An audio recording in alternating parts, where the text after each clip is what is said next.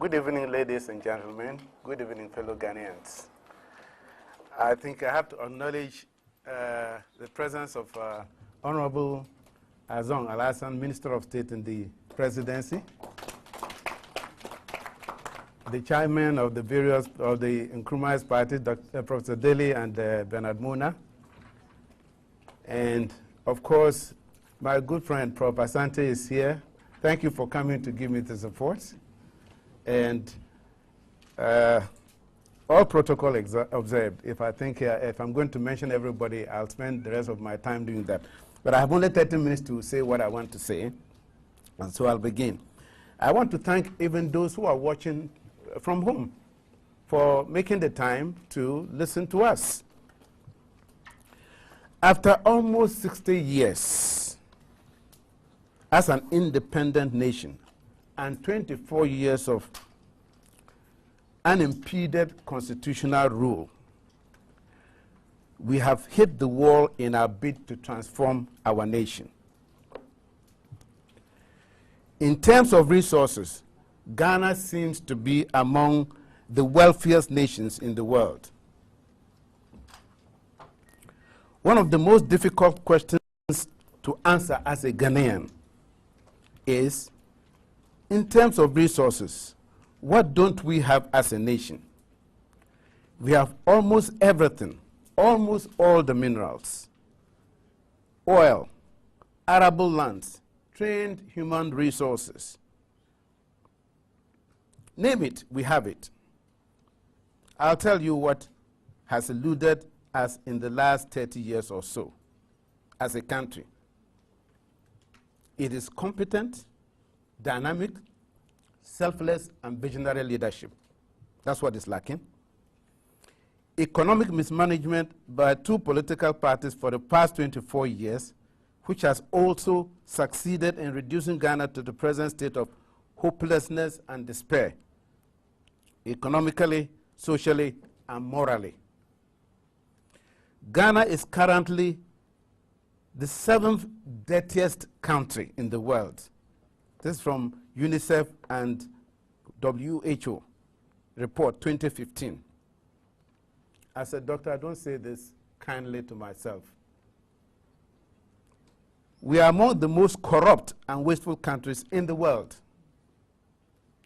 We are indebted to an amount of about 100 billion Ghana cedis.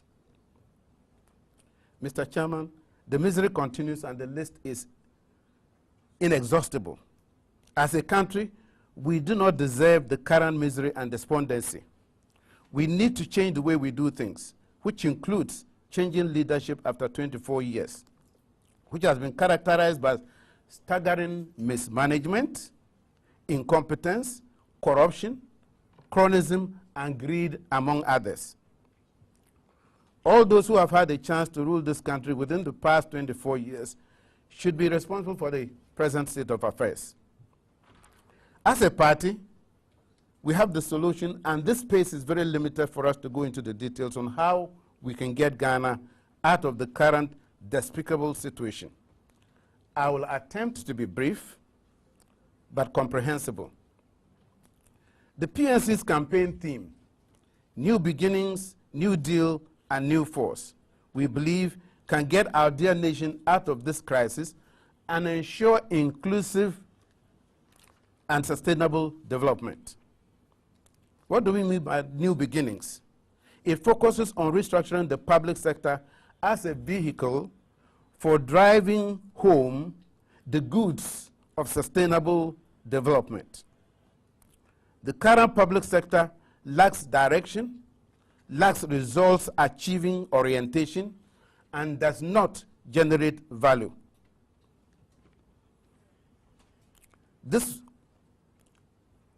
Its interface with the private sector is weak and non-productive as partners for growth and development. We will implement a results-based transformation program and restructuring of the public sector through human and institutional capacity building of the public sector and its interface with the private sector and civil society. This will enhance productivity and development along all sectors such as food and agriculture, environment, water and sanitation, hygiene and energy, commerce, investment, trade and industry, among others. The New Deal focuses on the pursuance of investment in productive areas of the national economy to accelerate growth. This includes providing an enabling environment with sufficient technical support for what we call the primary root of the economy. For the PNC, the primary root of the economy includes, among others, cocoa farmers, actors in the shea industry, farmers of staples such as rice, maize, cassava, yam, etc., fisher folks, including those in aquaculture, coconut farmers, and productive SMEs. We shall put emphasis on value chain enhancement to increase productivity and generate jobs. The third arm of the campaign theme, New Force. This identifies the 18 to 35-year-olds and the party's desire to target and empower the youth and constitute them into a socio-economic force to drive change and economic transformation. This idea is based on the fact that the youthful population of the country has so much potential and resourcefulness, which is left untapped and is seriously holding back development. This new force can be catastrophically, this new force can be catastrophic in its current state. In other words, if we don't do anything about the disappointment in our youth, they may have what we call maybe African uprising rather than Arab, you know. We saw it in Tunisia, we saw it in Egypt, and Egypt is still reeling from young people getting up after being frustrated. And that's what I'm talking about. Now let's look at the key factors in our economy. We shall highlight some of the targets rather concisely to demonstrate the problem, and we shall set out to solve them for the people of Ghana. We have dropped to the lowest embarrassing level as a nation, and that is very shameful. Agriculture and food security. The dismal growth of agriculture under the current system, with a GDP contribution of just around 20% or lower, and a remote third on the GDP summit, as well as a shameful growth rate of 0.0% in the last fiscal year, presents us with a rather sad situation. For a country like Ghana, with massive agricultural potential, investment, and development can be guaranteed if we take agriculture very seriously. In other words, we are saying that the rather slow pace of agriculture modernization, with its attendant negative effect of weak value chain addition, has led to a low number of participants in an otherwise huge sector. Many people can be involved in agriculture if the incentives were great. For example, I was a young doctor at 27 when Achampong brought his Operation Feed Yourself. And I wanted to go abroad. And I knew that sitting in Alergo, graphic in those days got to Alergo in 30 days. So by the time he would get there and I would apply, they've already interviewed the candidates. So I decided to take advantage of a government program, Operation Feed Yourself, to add value to my life. So I'm convinced that if there are government programs such that the young people can see, without being cooks, that they can get value addition, they will go into it. Our hard-working farmers suffer huge losses anytime there are higher yields in a particular year. The reasons accounting for these are lack of guaranteed markets and challenges of storage. These were to discourage expansion in production, We will banish this problem by providing, as we have already said, guaranteed markets and prices for their produce. Furthermore, we will also introduce the silo storage system consistent with the vision of Osagyefo Dr. Kwame Nkrumah across the country. Incidentally, you see some of them collapsing as you travel around Ghana. This will put an end to the perennial threats of food shortage in our country.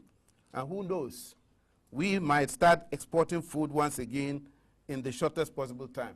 In 1976, as I was leaving Ghana, Ghana had just become an exporter of rice. I was one of those rice farmers.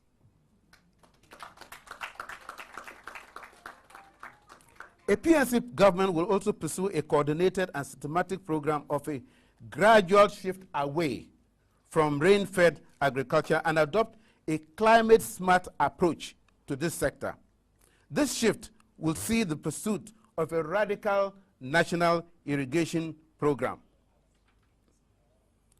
This program will contain such projects as desilting of silted dams, digging of new ones, identification and development of new irrigation sites across the country. Ladies and gentlemen, this will lead to increased food production and job creation in that sector. Water and sanitation. Ghana today is the 7th dirtiest country in the world, according to the Joint Monitoring Committee of UNICEF and WHO. The PNC sees waste as an incredible source or resource which we shall exploit to add value and generate jobs and ensure cleanliness and environmental sustainability. Investment in efficient waste management infrastructure will lead to clean energy, compost to boost environmentally friendly agriculture, and save foreign exchange by avoiding or reducing importation of chemical fertilizers. There are other products that can be obtained from municipal waste that adds more meaning to waste as a huge resource and no more a nuisance. The issue of waste can be tackled in 3 dimensions, namely generation, collection, and disposal. At the generation level, a PNC government will levy entities whose activities lead to production of waste. The essence is to encourage producers to adopt environmentally efficient production techniques and to produce goods that are friendly to the environment. The second dimension, that is collection. At this level, a PNC government will do the following. 1, provide incentives for more private participation in waste collection. 2, widen and intensify the scope of the National Bin Program with emphasis on waste separation by households and commercial entities. In India, this gave some people work to separate the waste into biodegradable and not non-biodegradable. And indeed, some people got busy doing that. Introduce a National Sanitation Guards program that will police our environment to ensure enhanced sanitation. More importantly, we will cause to be passed a National Sanitation Act with deterring sanctions. I see people throw things about, and you always said, if somebody arrested them and they were prosecuted, maybe next time they won't do it. Employment and the youth. Unemployment, and particularly youth unemployment, is rising at a very fear-provoking pace. Over 65% of the unemployed in Ghana fall within the youth bracket. The youth, including graduates, have been excluded in the socio-economic transformation of the country. The new force, as advocated by the PNC, is a monumental asset. This young group, they are an asset. But if you have your assets and you don't look after them, they degrade or devalue, for sure.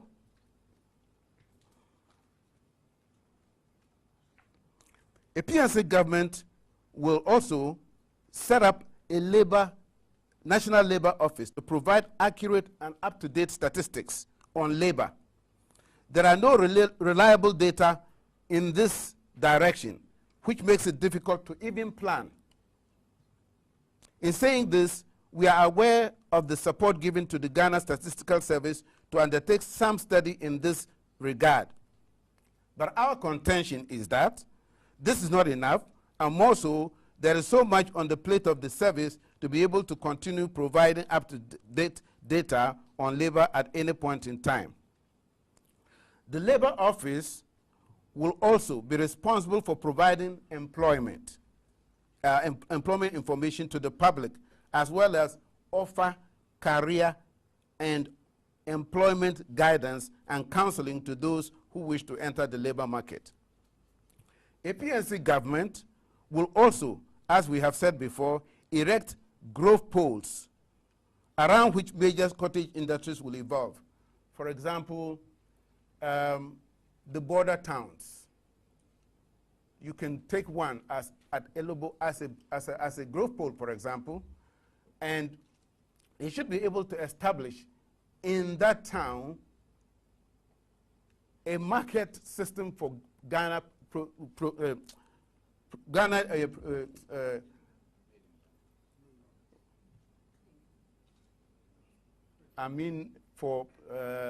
exportable products. For example, we have timber, and we can produce furniture. So at a market such as at the border, what you are going to do is sell what we have. This growth poles also identifies areas. For example, areas where you may set up a factory, like we had the cotton factory in the Tumu, because in that area, they farm cotton. So it becomes a catchment area for people in that area from moving into the cities and clogging and creating slums. So this idea of growth poles is to identify areas where you can put strategically factories that will keep the people from coming down to Accra and Kumasi. Let's look at education and training. Education and training will be made more functional and relevant for the world of work. Education will broaden and deepen innovation, creativity, and problem-solving skills. This will be driven by science and technology and will be based on evidence. Building a national innovation culture will be a critical aspect of the PNC educational system. To this end, a PNC government will pursue an accelerated science and technology program. This will see the establishment of a national science and technology village in the nature of the Silicon Valley of the USA. And national service personnel, before they join the service, will be encouraged to bring their projects or proposals for viable job creation for themselves and others. Students and researchers alike with innovative ideas and great potential will be selected to go to this village. They will be supported and guided to work on their innovations, and their inputs will also be promoted by government. Related to this is the promise that a PNC government will start a program of building an interface between industry and entrepreneurs on the one hand, and the Center for Scientific and Industrial Research on the other, so that the many inventions and ideas by Ghanaians will begin to see the benefit of implementation. We will establish a research and development fund, R&D, in the national budget. Several years ago, I think 2008, when I last did this, we were talking about 0.03% of GDP for this research and development. I can say categorically, because we don't have research and development fund, the boys in magazine, or the men, Kumasi magazine, they developed a prototype of a car. And guess where it is being developed finally? Abroad, because we don't have the money to support this type of development. Now, the other area we have concern about is accessibility to education is yet another concern of the PNC. Accessibility comes in two forms, physical and financial. We will continue to expand infrastructure at all levels of our educational system.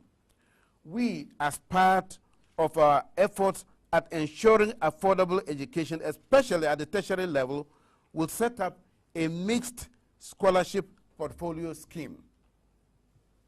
This will contain grants, bursaries, loans for the different categories of students, and funding for this scheme will be 30% of the portion of the annual budget funding amount. That's the oil money we're talking about, allocated to capacity building. Additional resources will be sought from corporate and philanthropic entities.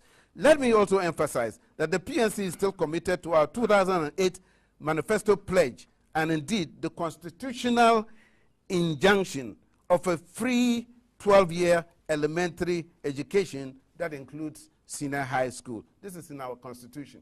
So if we are not doing it, we are failing ourselves, because we wrote the constitution. Nobody wrote it for us.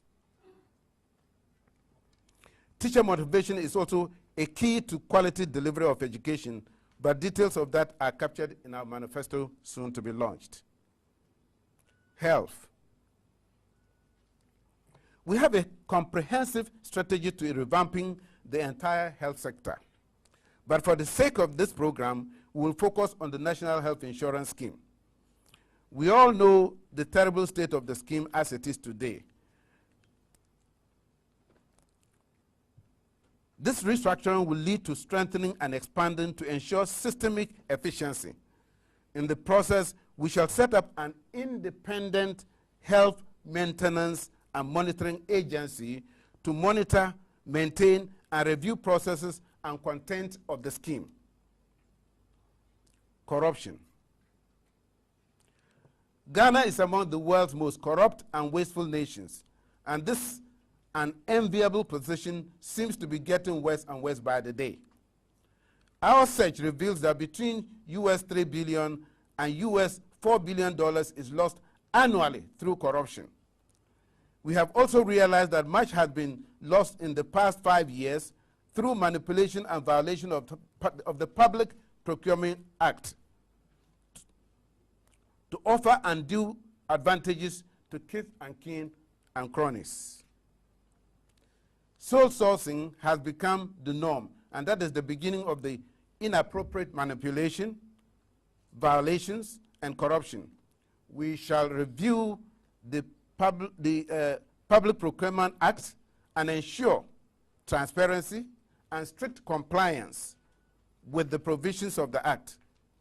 The mode of appointment of management and staff of Public Procurement Authority will be reviewed to ensure quality, neutrality, efficiency, and incorruptibility.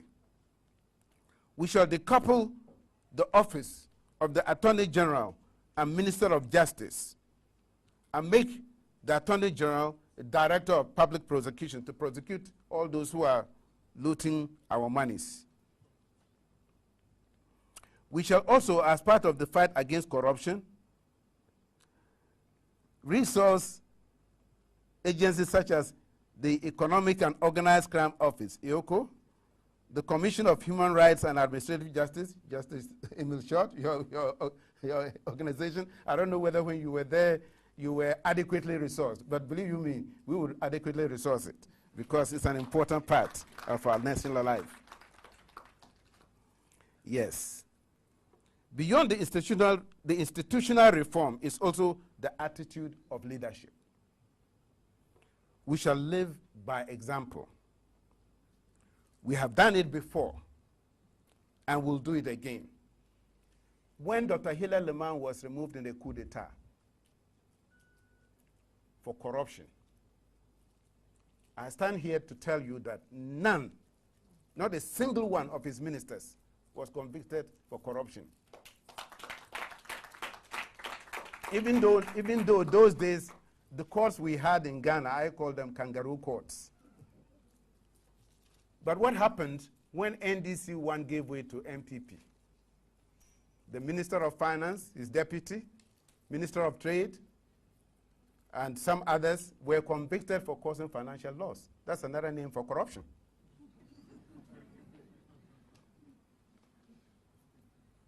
Energy.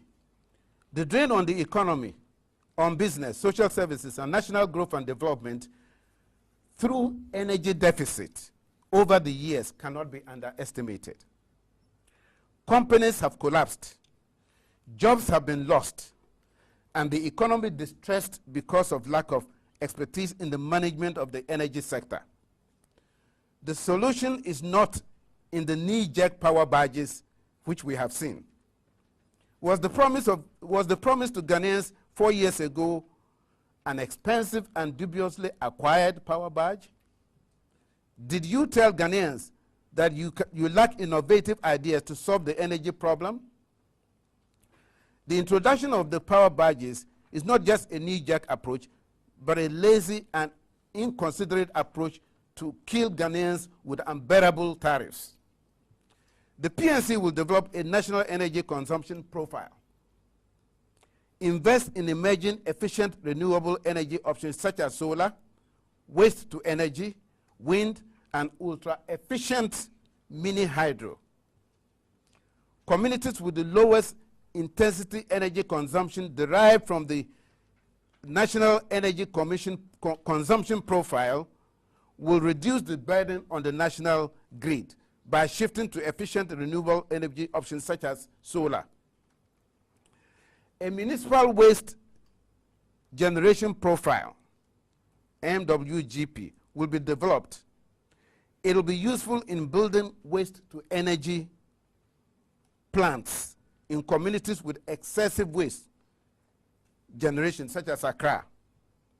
This approach will improve the energy mix and promote development through green, reliable, and affordable energy delivery. Oil and gas. The People's National Convention's policy on oil and gas is mounted on 3 frames. 1, institutional arrangements for the management of oil and gas. 2, transparency and accountability. And 3, fiscal sustainability. At the level of institutional arrangement for the management of oil and gas, the PNC will strengthen the Public Interest and Accountability Committee, PIAC, to facilitate the process of capacity building, public awareness, and transparency. We will create an additional exclusive transparency agency charged with contracts and procurements within the oil and gas sector. The PNC will also strengthen the governing boards of the state-owned enterprises, SOEs, and insulate them from government vested interests so that they can be more effective in their oversight roles. We shall also outsource recruitment by SOEs to reputable and independent recruitment firms to reduce political cronyism. More importantly, we will separate the Attorney General's Department from that of the Minister of Justice. I've already alluded to that. In respect of transparency and accountability in this sector, the PNC will mandate all public office holders and politically exposed persons to fully declare and publish their assets. This, in particular, will apply to all government appointees, directors, ministers, members of the Mines and Energy Committee of Parliament.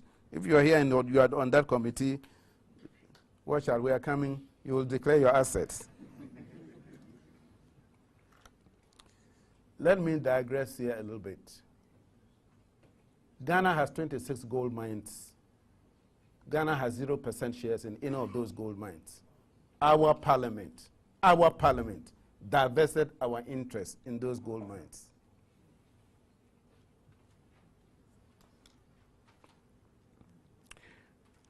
We will also mandate that information and public documents, including those related to contracting processes from the oil and gas sector, should be made accessible, whereas those like bidding documents and geological data will require a minimal fee for access. In other words, the others, you get it free. But if you're looking for this, because you may be looking for it to enhance your own business. More so, the issue of beneficial ownership will be addressed by ensuring that companies that seek to bid for public contracts must fully disclose their owners, and false information on beneficial ownership shall be criminalized. We shall also ensure that oil and gas contracts are subject to the Public Procurement Act. At present, the final decision on the award of oil blocks rests with the Minister of Petroleum. That's too much power in one man's hand. We will change this arrangement to ensure transparency. We further will ensure that all funds to and from SOEs must pass through the consolidated fund to allow for parliamentary scrutiny. A PNC government will also ensure the directors and officers of SOEs are individually liable for criminal prosecution in case of suspected malfeasance. This is meant to promote effective transparency and oversight. Finally, there shall be enhanced internal control mechanisms by SOEs by allowing the Public Services Commission to appoint members to the boards of these bodies rather than the president. Ladies and gentlemen, on the issue of fiscal sustainability in the oil and gas sector, a PNC government will draft a Fiscal Responsibility Act that establishes, among others, provisions on budget and expenditure coherence, debt ceiling, that is capping national borrowing to prevent credit excesses that will lower Ghana's credit ratings. We have seen it happen, which in turn forces the use of savings from, for example, the Stabilization Fund and the revision of the tax regime to favor local companies vis-a-vis international corporations. Ladies and gentlemen, we'll also enhance the capacity of the Ghana Revenue Authority to periodically audit international oil and gas corporations to verify if the profit extraction as declared is accurate. Finally, and I think if you're a foreign company and you are being fair with Ghanaians, you shouldn't have fear for this sort of openness. Finally, we shall establish specific oil and gas revenue tax in addition to the existing corporate income tax. This will avoid tax evasion and capital flight through oil and gas corporations. Personal responsibility. Kwame Asari was jailed 30 years in hard labor for stealing a mobile phone, a handbag, a piece of cloth, net value 180 Ghana cedis. Anas Aremyao Anas has shown that our justice is for sale. We have a system where those who loot are held in high esteem. Valdis Dombrovskis, a former prime minister of Latvia, resigned when the roof of a supermarket collapsed, killing 54 people. He said he took political and moral responsibility for the disaster. In Germany, Christian Wolff resigned from high office of president in 2009, put on trial for corruption because his friend was alleged to have paid for his hotel room and his food, total value 700 euros. In the United States of America, President Nixon stepped aside from high office of US president after the Watergate scandal. Even about a month ago, in San Francisco, USA, the police chief for the city resigned as chief when one of his police officers shot and killed a black woman driving a stolen car. It is this kind of taking personal responsibility and abhorring wrongdoing that I'm offering myself as president of Ghana for.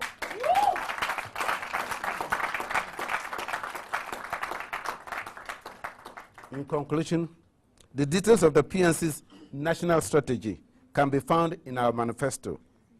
It is at the final validation stage, which will be ready for launch shortly.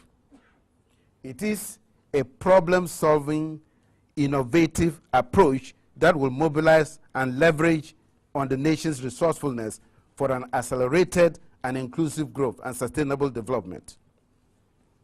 Ghanaians are fed up with excuses, empty and unfulfilled promises, incompetence, and lack of dynamic, selfless, visionary leadership. After all, it is our destiny. Working together, Ghana can rise again. Let's go for the PNC. We have a unique and inspiring proposition to transform the fortunes of this country. The new beginnings, the new deal, the new force. The PNC, the new force, and Edward Nasegere Mahama. 3 Sure, new way. Thank you very much.